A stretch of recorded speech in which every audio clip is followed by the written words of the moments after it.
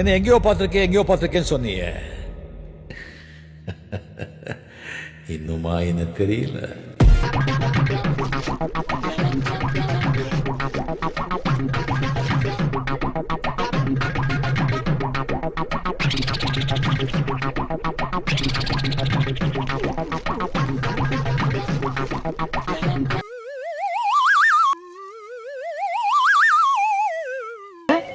இவனையா கும்பிட்டோம். வீட்டுக்கு போறவங்க 2 கையும் அடுப்புல வச்சு கறிக்கிறணும். ஒரு நாள் டிவிக்கே காரனா இருந்து பார், அப்போ தெரியும் என் வலியும் வேதனையும். டிஎம்கே காரங்க கிட்ட மிதி வாங்கணும், ஏடிஎம்கே காரங்க கிட்ட அடி வாங்கணும், நாம் தமிழர் கட்சிக்காரங்க கிட்ட முட்டு கொடுக்கணும். எங்க ஆபீஸ் வந்து பார், எவ்வளவு ரீல்ஸ் போடுறோம், எவ்வளவு பொய் பேசுறோம், எவ்வளவு ஸ்டிக்கர் ஓட்டுறோம். அண்ணன் கியூட்டா இருக்காருன்னு மக்களை நம்ப வைக்க எவ்வளவு கஷ்டப்படுறோம்னு வந்து பார். இந்த பொழப்புக்கு பொது காக்க சில வித விதமா அள்ளி திங்கலாம்ல. ஒவ்வொரு முறையும் அமைச்சர்களும் சரி, எம்பியும் சரி, எம்எல்ஏவும் சரி வந்து பாத்துட்டு தான் இருக்கீங்களே. இந்த மக்களுக்கான ஒரு நிரந்தர தீர்வே இல்லை. அதாவது வந்து பாத்துட்டு போறது எல்லாமே போன கவர்மெண்ட்ல நடந்தது. பரம்பரை இதே புரிய வைக்கிறீங்களே, இன்னும்டா நமக்கு போகாம இருக்குது. இல்ல நான் என்ன சொல்றேன், கவர்மெண்ட்ல அதெல்லாம் நடக்காது. அதுக்கு தான் நாங்க வந்து பாக்குறதுக்கு வந்திருக்கோம், இன்ஸ்பெக்ட் பண்ணிருக்கோம்.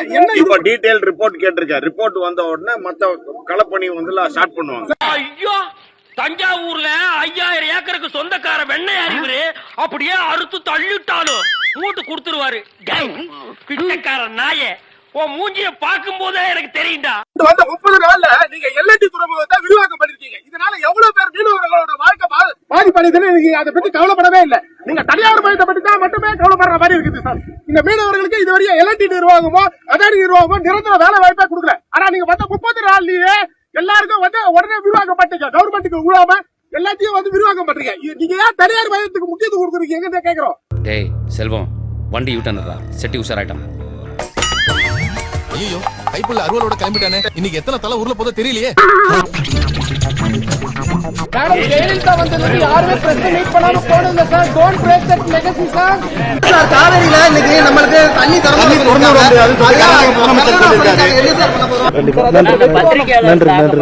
அது நன்றி. ஆனா ஜாலியா நான் உங்களோட இருக்கிறேன். நமக்கு அதுக்கு என்ன சம்பந்தம்? அப்படி பண்றீங்க? நல்ல அட்வைஸ் சொன்ன, கஷ்டப்பட்டு மேல வாங்க. நல்ல அட்வைஸ் தானே சொன்னேன், தப்பா தான் சொன்னேன். இல்ல சார் எங்க கிட்ட வர என்ன சார், எங்க கிட்ட குடுக்குற உட்கார்ந்தவன் அடுத்த குச்சின்னு தெரியும்.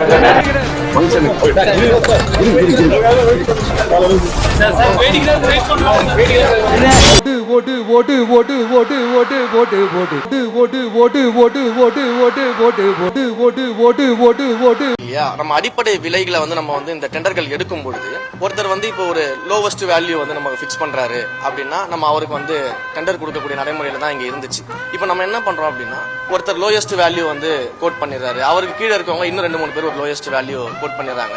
அதுல வந்து லோயஸ்ட் வேல்யூ ஒரு தடவை யார் கொடுத்துறாங்களோ அவங்களுக்கு நம்ம டெண்டர் கொடுத்துறோம் அப்படின்ற அந்த முறையை மாற்றி லோயஸ்ட் வேல்யூ கொடுத்ததுக்கு பிறகு திரும்ப அவங்களுக்கு ஒரு நேரம் கொடுத்து அந்த வேல்யூவை வந்து மாத்திக்கலாம். லோயஸ்ட் வேல்யூ கொடுத்ததுக்கு பிறகு திரும்ப அவங்களுக்கு ஒரு நேரம் கொடுத்து அந்த வேல்யூவை வந்து மாத்திக்கலாம். நம்ம ஒண்ணு கேட்டா நம்மள அசர வைக்கிற மாதிரி ஒரு பதில் சொல்வாரு பாரு, அது நமக்கு இங்க புரியாது, வீட்டுக்கு போனா தான் புரியும். சில பேர் பதில் தெரியாமலே பயந்து ஓடி இருக்காங்க. திரும்பவும் ஒரு லோயஸ்ட் வேல்யூ வந்து ஃபிக்ஸ் பண்றதுக்கான அந்த வாய்ப்பை நம்ம கொடுக்கிறோம். இதன் மூலமாக மிக குறைந்த விலைக்கு நம்மளால வந்து கோயில்களுக்கு தேவையான பொருட்களை வந்து ப்ரொக்யூர்மெண்ட் பண்ண முடியும்.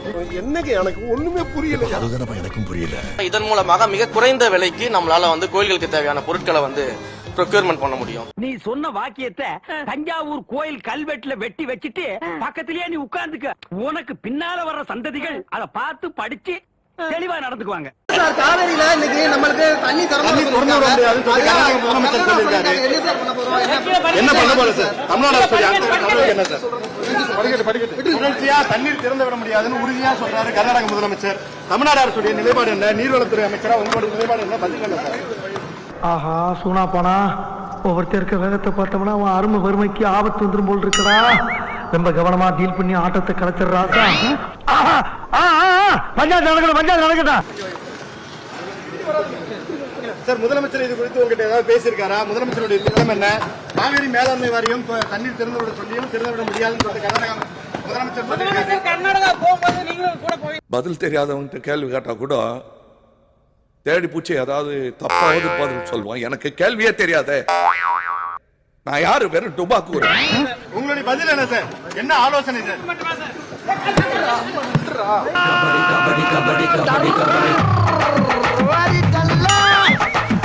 லஞ்சம்லாம் ஒழிக்க முடியாது, ஊழல்லாம் ஒழிக்க முடியாது, அதெல்லாம் பிளட்டிலேயே ஊறி போய் இருக்கு அப்படின்னு சொன்னவங்க போய் ஒவ்வொரு கவர்மெண்ட் ஆபீஸா பாருங்க. ஒரு பைசா லஞ்சம் இல்ல, ஒரு பைசா ஊழல் இல்ல. இது வந்து ரொம்ப வருஷமா நடந்துட்டு இருக்கேன். முன்ன வந்து ஒரு 25,000 50,000 லஞ்சம் வாங்குவான். இப்போ 50 lakhs 40 lakhs 1 கோடி வரைக்கும் லஞ்சம் கேக்குறாங்க.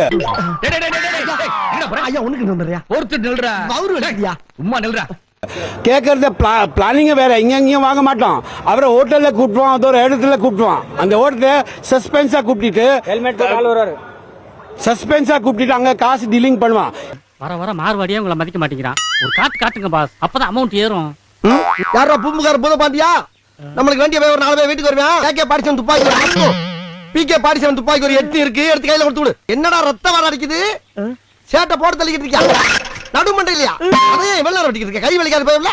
நச்சு சங்கிலியை குத்தி ஜோலியா முட்டா எரும மாடு. இப்போ நியூ வந்து நம்ம போல ஆள விஜிலன்ஸ்க்கு கம்ப்ளைண்ட் பண்ணுவான்னு சொல்லிட்டு பேந்திட்டு என்ன பண்ணாங்க? இப்போ வந்து அந்த லஞ்சம் வந்து கோல்டு பிஸ்கெட்ல வாங்கிட்டு ஸ்டார்ட் பண்ணிட்டாங்க.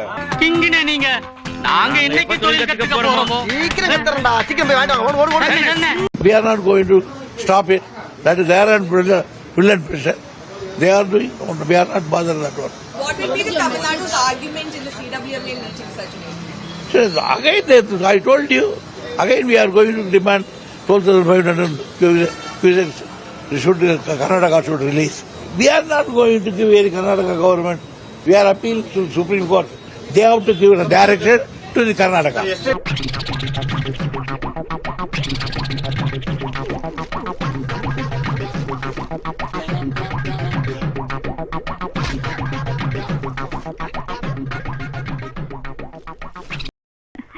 என்ன என்ன இதெல்லாம்? சும்மா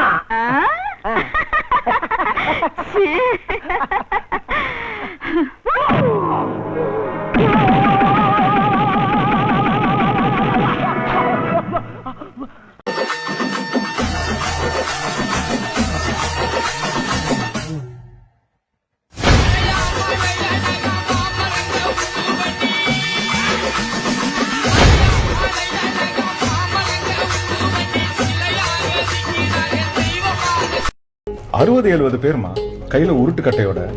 என்ன சார் சினிமா பாக்குற மாதிரி? சினிமா தான்மா. அன்னைக்கு உருட்டு கட்டையோட எங்க கூட கேர்ள்ஸ், கோ எஜுகேஷன், நாங்க படிச்ச விஸ்காம் மட்டும் கேர்ள்ஸ் இருக்காங்க, நாங்க இருக்கிறோம், விஜய் எல்லாருமே இருக்கிறோம். அப்போ 17 வயசுல எங்களுக்கு என்ன புரியும்? 18 வயசுல வந்து அடிக்கிறானுங்க காலேஜ் பசங்களை, எங்க பசங்களை. இதுவும் நான் மிகப்படுத்தி சொல்ல. புரிஞ்சதா? மேல பர்த்ல விஜய், இந்த பக்கம் ஒரு பர்த், இந்த பக்கம் ஒரு பர்த்தா, இந்த 2 பர்த்லயும் கை வச்சுட்டு சேவ் பண்ணிக்கணுங்கிறதுக்காக அங்க இருந்து ஒரு கிக்கு ஒருத்தனா.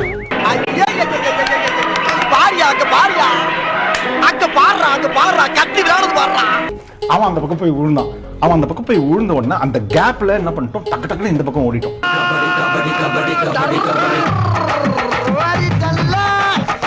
அவன் ஒருத்தன் தான் வந்தான், பாக்கி 2 பேர் பக்கத்துல இருக்காங்க. இவன் ஊழ்ந்தோன்னா அவங்க பார்த்து கியாவோ அப்படின்னு சொல்லிட்டு அவங்க ஹிந்தில ஏதோ பேசி வரப்போறாங்க. आज का मेरा है, कल का तेरा है, साइड डिश ना पकोड़ा है, ये है लाइफ है. தப்பு ஓடும். ஒரே விஷயம் ஞாபகம் இருக்கு. அதாவது நான் என் ஃப்ரெண்ட்ஸ்லாம் சேர்ந்து காலேஜ் படிக்கும்போது ஒரு டூர் போனோம்.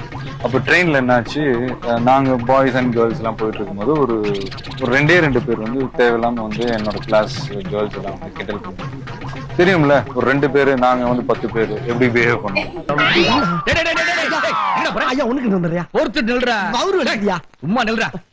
போட்டு அவனை போட்டு சாத்தி அவனை அடிச்சுட்டு அவனும் போயிட்டான். அது எப்படின்னு தெரியல. அடுத்த ஸ்டேஷன் அந்த ட்ரெயின் நிக்கிறதுக்குள்ள அந்த அவனோட மெசேஜ் எல்லாம் பாஸ் ஆகி அவங்க ஒரு 40 பேர் வந்து எங்க கம்பார்ட்மெண்ட்குள்ள நுழைஞ்சு எங்களெல்லாம் கீறி. அப்ப யோசிச்சேன், ஏன்டா இப்படி பண்ணோம் அப்படின்ட்டு. என்னுடைய நண்பர்கள் சில பேர் கட்டெல்லாம் போட்டு மெட்ராஸ் வந்தாங்க. தம்பி ஒரு மனுஷன் போய் பேசலாம், ஆனா ஏக்கர் கணக்கில் எல்லாம் பேசக்கூடாது. அது எப்படா நெஞ்சில கொஞ்சம் கூட ஈரம் இல்லாம இவ்வளவு பெரிய பொய் சொல்ற? அரசு வேலை வழங்கியதும் ஒரு சர்ச்சையாக இருந்தது. அன்னைக்கு வழங்கின அந்த அரசு வேலை ரத்தாகிறது அப்படின்னு சென்னை உயர்நீதிமன்ற மதுரை கிளை தற்போது தீர்ப்பு ஒன்றை வழங்கி இருக்கிறது. சுப்ரீம் கோர்ட் ஓங்கி மண்டேலியே நறுக்கு நறுக்கு நறுக்கு என்று செம்மட்டியாலே அடிச்சும். எஸ் சார், இது அரசுக்கு பின்னடைவா? தற்காலிகமான பின்னடைவு தாங்க, டெம்பரரி செட்பேக் தாங்க.